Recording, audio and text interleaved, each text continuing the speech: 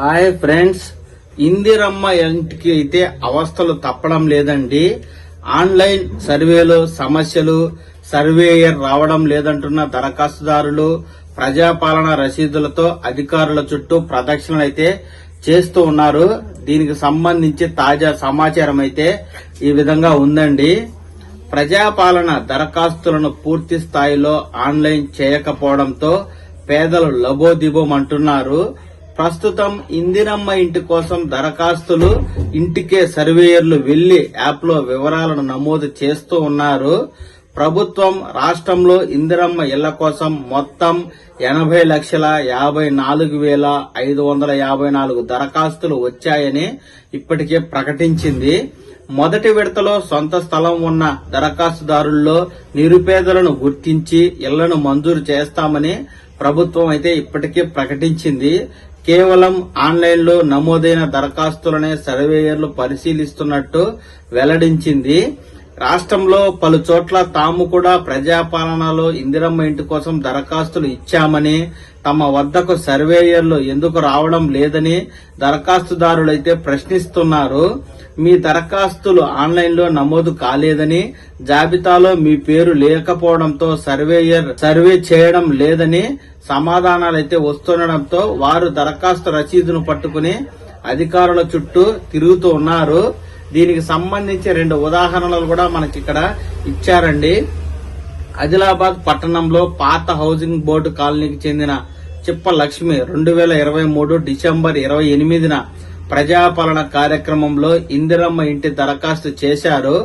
అధికారులు ఆమెకు రసీదును కూడా అందించారు. కానీ దరఖాస్తును ఆన్లైన్ లో నమోదు చేయకపోవడంతో లబోదిబోమంటున్నారు. ఇందిరమ్మ యాప్ లో నమోదు కోసం సర్వేయర్ తమ వద్దకు రాలేదన్నారు. తనకు సొంత స్థలం ఉందని సర్వే చేయడం లేదనైతే ఆమె వాపోతున్నారు. అలాగే నారాయణపేట జిల్లా ధన్వాడ మండలంలో సంబంధించిన వారికి కూడా ప్రస్తుతం పూరింట్లో నివసిస్తుండగా ప్రజాపాలనలో భాగంగా 2024 జనవరిలో వివిధ పథకాలకు ఆమె దరఖాస్తు చేశారు. ఇందిరమ్మ ఇంటి కోసం దరఖాస్తు చేసుకున్నట్లు అధికారులు ఇచ్చిన రసీదులు అయితే ఉంది. కానీ ఇప్పుడు ఆన్లైన్ లో మీ పేరు నమోదు కాలేదని, యాప్ సర్వేలో వివరాలను పొందుపరచడం కుదరదని సర్వేయర్ అధికారులకైతే చెప్తున్నట్లు ఈ మేరకు బాధితులు అయితే తెలుపుతూ ఉండగా, ఈ యొక్క ఆన్లైన్ సక్రమంగా జరగకపోవడంతో ఈ సమస్య తలెత్తుతున్నట్లుగా తెలుస్తోంది. రాష్ట్ర ప్రభుత్వం 2023 డిసెంబర్ నుంచి 28 2024 జనవరి వరకు ఈ వివిధ పథకాల మంజూరు కోసం ప్రజాపాలన పేరిట కార్యక్రమాన్ని నిర్వహించింది. ఇందులో మహాలక్ష్మి, రైతు భరోసా, గృహజ్యోతి, చేయూత, ఇందిరమ్మ ఇళ్ల కోసం ఒకే దరఖాస్తును తీసుకున్నారు. చాలా మంది వివిధ పథకాలకు తాము అర్హులమని ఆ దరఖాస్తుల్లో టిక్ పెట్టారు. దీనికి సంబంధించి రసీదులు కూడా వారికి అధికారులైతే అందించారు. ఈ దరఖాస్తులను 2024 జనవరి 17 లోపు కంప్యూటరీకరణ చేయాలని ప్రభుత్వం గడువు విధించింది. దీంతో వివిధ ప్రభుత్వ శాఖల్లోని డేటా ఎంట్రీ ఆపరేటర్లతో కంప్యూటరీకరణ ప్రారంభించారు. వారు లక్షల కొద్దీ ఉన్న దరఖాస్తుల్లో వివరాలను హడావిడిగా నమోదు చేయడంతో పలు పొరపాట్లయితే చోటు చేసుకున్నాయి. ప్రస్తుతం గ్రామాల్లో ఇందిరమ్మ ఇళ్ల లబ్ధిదారుల గుర్తింపునకు యాప్ సర్వే కొనసాగుతుండటంతో ఇవన్నీ వెలుగులోకైతే వస్తున్నాయి.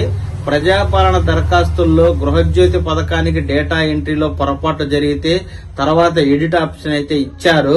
దీంతో అర్హులైన వారు ఆన్లైన్ లో తమ పొరపాట్లను సరిదిద్దుకుని ఉచిత కరెంటునైతే పొందుతున్నారు. అలాగే ఇందిరమ్మ ఇల్లు పథకానికి అర్హులై ఉండి ఆపరేటర్లు చేసిన పొరపాటుతో నష్టపోతున్న వారికి కూడా మళ్లీ ఆన్లైన్ లో నమోదు చేసి తమ దరఖాస్తులను సర్వే పరిశీలించాలని పలు చోట్ల విజ్ఞప్తులైతే అందుతున్నాయి. ఈ విషయమై గృహ నిర్మాణ కార్పొరేషన్ ఎండి గౌతమ్ గారు ఈనాడు వారు సంప్రదించగా సమస్యను ప్రభుత్వం దృష్టికి తీసుకెళ్లి పరిష్కరిస్తామంటూ వెల్లడించారు. ఈ రకరకాల ఆన్లైన్ సమస్యలతో నిజమైనటువంటి దరఖాస్తుదారులు అర్హులే అయినప్పటికీ వారి వివరాలు ఆన్లైన్ లో సరిగ్గా నమోదు చేయకపోవడం కారణంతో ఇందిరమ్మ ఇంటికైతే లబ్ధిదారుల అవస్థలు పడుతూ ఉన్నట్టుగా మనకు తాజాగా సమాచారం అయితే వస్తుంది. ప్రభుత్వం దీనిపై ఎలాంటి చర్యలు తీసుకుంటుందో ముందు వేచి చూడాల్సిందే.